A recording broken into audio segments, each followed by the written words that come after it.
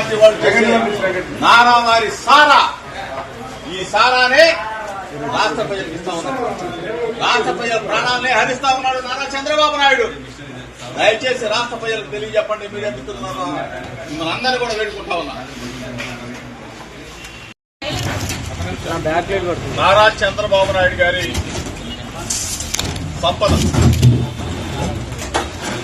సంపదని సృష్టిస్తానని చెప్పాడు.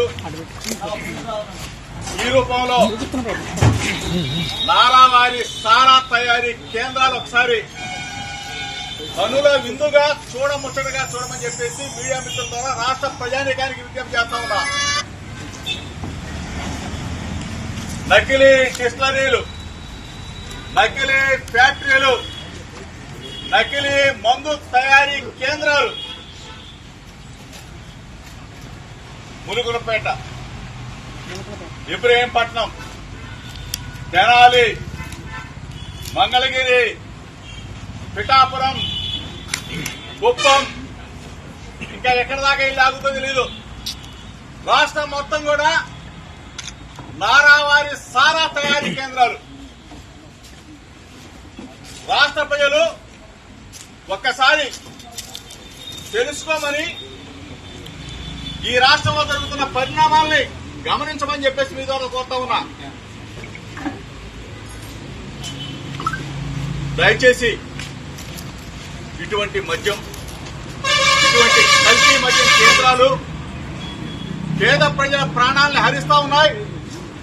కొన్ని వందల మంది, కొన్ని వేల మంది చనిపోతా ఉంటే ఈ రాష్ట్ర ప్రభుత్వం, ముఖ్యమంత్రి చంద్రబాబు నాయుడు, ఉప ముఖ్యమంత్రి పవన్ కళ్యాణ్ ఉద్యోగం నుంచి చూస్తానని చెప్పి అడుగుతా ఉన్నా. ఎంతమంది వస్తారు రండి, నేను చూస్తాను. ఎంతమంది వస్తారు రండి, నేను ఒక్కనే ఉంటాను రండి. నాలాంటి పిచ్చ మా వాళ్ళందరికీ, మా ఆడపడుచులకి ఉంటుంది, మా జన సైనికులకి ఉంటుంది. రౌడిజం చేయకండి. మా దగ్గర తప్పు ఉందా మేము ఒక సరిదిద్దుకుంటాం. లేదా పాలసీ మాట్లాడతారా మాట్లాడండి. దౌర్జన్యాలు చేస్తాం, మేము చింపేస్తాం, చంపేస్తామంటే అస్సలు మా ఇన్ని పాత కథలు.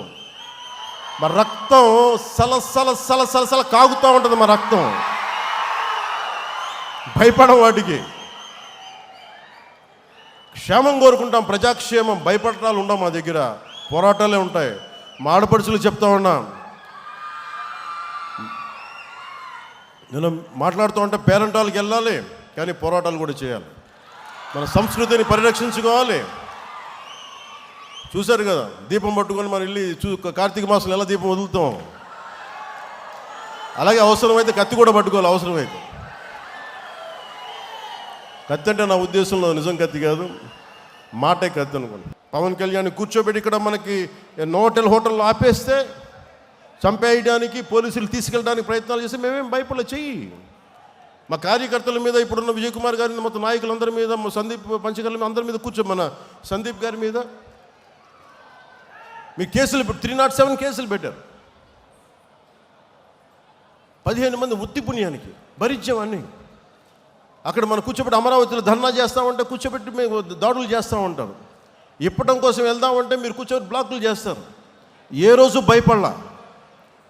ప్రధానమంత్రి గారు స్వయంగా నాకు తెలిసినప్పటికీ కూడా, ఇంత ఇబ్బంది పెడుతున్నప్పటికీ కూడా విశాఖపట్నంలో ఒక్క ఫోన్ కాల్ నేను పిఎంఓ ఆఫీసు కానీ హెచ్ఎంఓ ఆఫీసు కానీ చేయలేదు. ఎందుకంటే ఇది మా నేల, మేము పోరాడతాం ఇక్కడ. నేను ప్రధానమంత్రి గారిని, హోంమంత్రి గారిని నేను సహాయం అడిగాను. నా అంత బలహీన ఇంకెవ్వలేడు. నాలాంటి వాడు పార్టీని మూసేసి వెళ్ళిపోవడం బెటర్. అందుకనే బలంగా తీసుకున్నా. ఉంటే ఉంటాం, పోతే పోతాం, చూద్దాం. వీళ్ళు రౌడీలు అంటే వీళ్ళందరూ గత పార్టీ పాలకులంతా రౌడీలు అంట, చంపేస్తారంట.